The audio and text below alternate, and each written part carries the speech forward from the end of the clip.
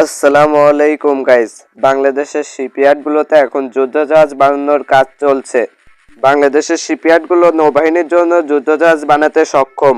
বর্তমানে বাংলাদেশের বেশ কয়েকটি শিপইয়ার্ডে তৈরি হচ্ছে অত্যাধুনিক সব যুদ্ধজাহাজ, যেমন দুর্জয় ক্লাস এলপিসি। এটি মূলত দুর্জয় ক্লাস গাইডেড মিসাইল এলপিসি। এই ধরনের দুইটি যুদ্ধজাহাজ বাংলাদেশ নৌবাহিনীর সার্ভিসে আছে। আরও বাকি দুইটি নির্মাণের কাজও প্রায় শেষের দিকে।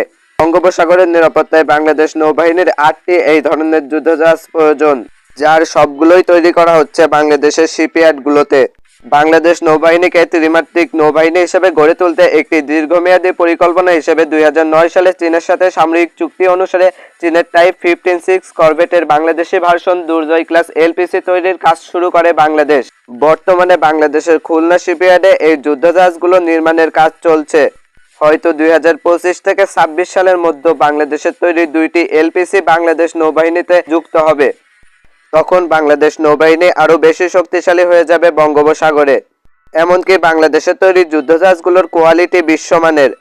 তো আজকের মতো এখানেই বিদায়। দেখা হবে পরবর্তী কোনো ভিডিওতে নতুন কোনো বিষয় নিয়ে। ততক্ষণ ভালো থাকবেন, সুস্থ থাকবেন। জুবাইর আহমেদ লাবিব ইউটিউব চ্যানেলটিকে সাবস্ক্রাইব করে চ্যানেলটির পাশেই থাকবেন। আসসালামু আলাইকুম।